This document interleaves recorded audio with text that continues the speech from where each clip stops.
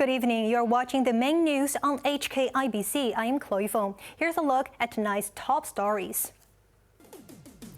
Home buyers and borrowers are urged to be cautious of higher interest rates.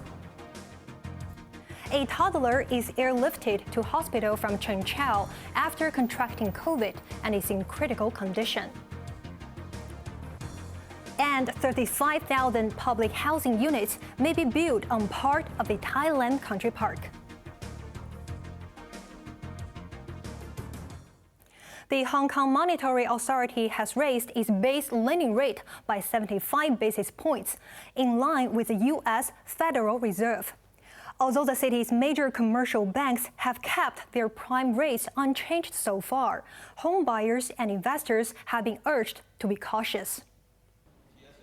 As expected, Hong Kong's de facto central bank raised its base lending rate by 75 basis points to 2.75%, the highest level since 2019.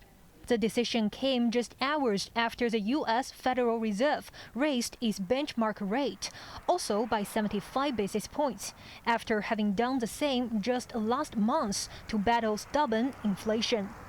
Hong Kong Monetary Authority Chief Executive Eddie Yue expects to see more carry trades, which increase capital outflows and weaken the local currency. While he's confident of the city's monetary and financial stability, he urged people to be cautious. We noticed that some banks had already raised the interest rate cap for newly approved mortgage loans. As the Hong Kong dollar interbank rates continue to rise and gradually track the US dollar interbank rates, banks may also adjust their deposit and lending interest rates, including the best lending rates. The public should carefully assess and manage the relevant risks when making property purchase, taking out mortgage, or making other borrowing decisions. Finance Chief Paul Chen weighed in with a warning that Hong Kong may be on the brink of a recession, with COVID curbs playing a role. The external economic situation will continue to worsen. So the export performance of Hong Kong will naturally be affected. Taking the year as a whole, unavoidably we may need to revise our GDP forecast, growth forecast. Chen, however, insisted that Hong Kong's property market remains resilient. A toddler is fighting for her life in hospital after contracting COVID. Experts, meanwhile, are to meet next week to discuss vaccination arrangements for children under the age of 3. Janice Low reports. A 22-month-old girl had fever and twitching last night at her home on Cheung Chau and was airlifted to Eastern Hospital. She was suspected of suffering from encephalitis, a brain inflammation caused by the Omicron COVID variant. The toddler was incubated and has to rely on a ventilator. The BA.2 could cause very serious neurological complication, and a child not getting appropriate treatment that would lead to very severe consequence. Lau added that the scientific committee will discuss vaccination arrangements for children aged under 3 next week. Hong Kong reported 4,886 new COVID cases, 248 of which are imported. There were 5 deaths from the virus. Health officials, meanwhile, rolled out the testing arrangement for those visiting public hospitals. From Monday, visitors, including those who recovered from COVID, have to present a negative PCR test result obtained within 48 hours and to comply with the vaccine pass requirement. Janice Low, HKIBC. The Ombudsman is investigating the effectiveness of the government's 24-hour inquiry hotline. A number of people complained that no one picked up when they called the hotline number 1823 between January and May. Others said their inquiries were not followed up.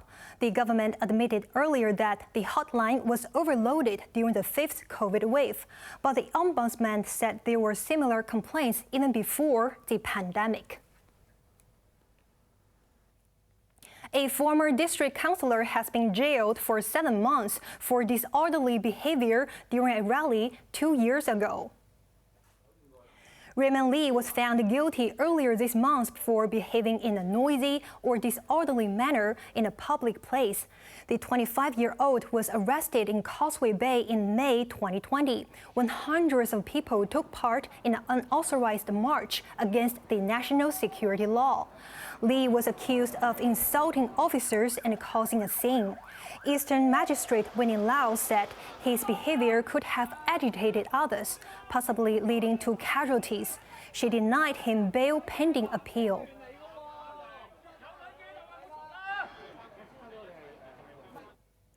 Whether Hong Kong's country parks should be off-limits for housing development is always a topic of hot debate. But financial chief Paul Chen is reviving the idea, saying concessions must be made. Raymond Yuan reports. The last time the government proposed tapping into the periphery of country parks for housing, it triggered a backlash so fierce that the idea had to be dropped. But the contentious plan is now making a comeback. In an interview with the Hong Kong Economic Times, Financial Secretary Paul Chan even earmarked a location. He's setting his sights on a patch of Tai Lam Country Park near the exit of Tai Lam Tunnel. The 70-hectare site can produce an estimated 35,000 public housing units, enough to absorb 20% of applicants in the queue. Chan argued the land, which constitutes about 1.3% of the country park, does not seem to pose high ecological value. Its proximity to transport infrastructure also makes it an ideal location for residential development, he added. Chan noted the opposition regarding country park development, but insisted policies must change with the times. In response, the Conservancy Association said a very bad precedent would be set if the plan gets the green light. The group urged the authorities to first look into brownfield land and other vacant sites owned by the government. Raymond Yang, HKIBC. China's top leaders say they will try hard to achieve the best possible outcome for the economy this year, amid signs that original targets may not be met. State media said the Politburo, chaired by President Xi Jinping, ordered the government to try and stabilize the unemployment rate and commodity prices in coming months. Beijing will also stick to the dynamic zero-COVID policy while ramping up the development of new vaccines and drugs. In addition, efforts will be made to stabilize the country's real estate sector, which is facing a credit crunch and reduced demand. Local governments have to ensure that homes will be delivered to buyers and safeguard the people's livelihood. North Korean leader Kim Jong-un has warned that he's ready to unleash his nuclear arsenal if he's forced to do so. Speaking on the 69th anniversary of the end of the Korean War, he accused the United States and South Korea of creating tensions on the Korean peninsula.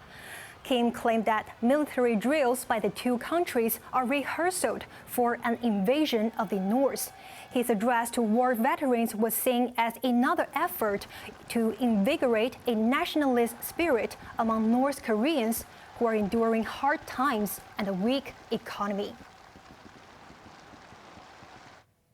Congressional investigators in Washington have found that gun makers raked in more than $1 billion from the sale of semi-automatic rifles in the past decade. The gun manufacturers use dangerous marketing tactics to sell assault weapons to the public. That includes marketing to children, preying on young men's insecurities, and even appealing to violent white supremacists. Finally, we found that even as guns kill more Americans than ever, none of those companies take even basic steps to monitor the deaths and injuries caused by their products. This is beyond irresponsible. The committee noted that weapons made for war were used in mass shooting in the United States. Gun control laws remain lax despite a spate of deadly shootings, including the massacre of 19 children and 2 teachers in the Texan town of Uvalde in May.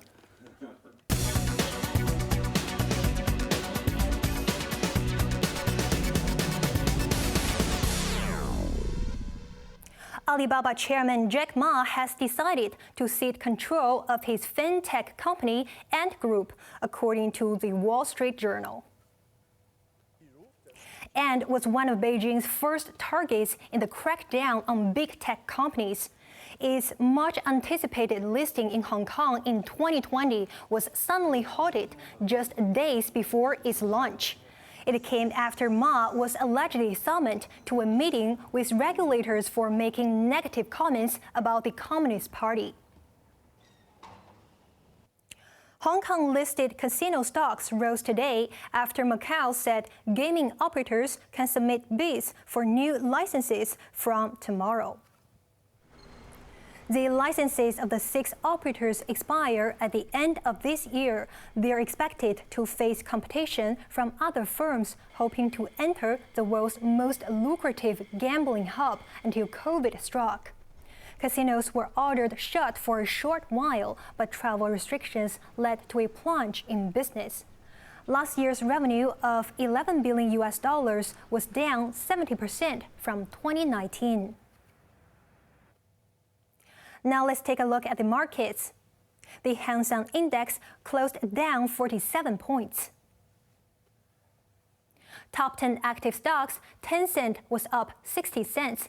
Alibaba was down $1.85. Meituan was down $2.10. AIA was down 70 cents. JD.com was down $3.80. Moving on to the forex trading against Hong Kong dollars, the euro is at 7.94, Australian dollar at 5.46, and British pound at 9.50. Moving on to the UK market, the London FTSE is down 12 points. The American Central Bank has underlined its determination to conquer inflation in the United States, with more interest rate increases following a 75 basis point hike overnight. Inflation has obviously surprised to the upside over the past year, and further surprises could be in store. We therefore will need to be nimble in responding to incoming data and the evolving outlook. And we will strive to avoid adding uncertainty in what is already an extraordinarily challenging and uncertain time. The Fed's latest move raised its key rate to a range of 2.25% to 2.5%, its highest level in 4 years. U.S. inflation at 9.1% is hurting many Americans as mortgage rates shoot up, while food and fuel prices skyrocket. But Powell doesn't believe that the U.S. is in a recession despite concerns that higher borrowing costs will slow down the economy. Locally, the annual Anycom and Games Expo will open tomorrow, but cosplayers slammed new guidelines that suggest their costumes should not be too revealing. As a causer, everybody hope that we can really present the character, but I think it's kind of frustrated because we cannot really present, like fully 100% present the character. I think it's quite a shame. The cosplayer said she will trust her own judgment on the kind of costume to wear. The Convention and Exhibition Center will host over 700 booths exhibition manga, anime, and video games. They will open from 10 a.m. to 9 p.m. for 5 days. Tickets cost $40, but holders of the $150 exclusive NFT ticket can enter via a special channel and not queue. On to the weather now. It's been the hottest July for Hong Kong since records began way back in 1884, with 22 hot nights so far this month. And the prolonged heat wave is set to continue, with the mercury climbing to 34 degrees tomorrow. Now let's take a look at the weather around the world.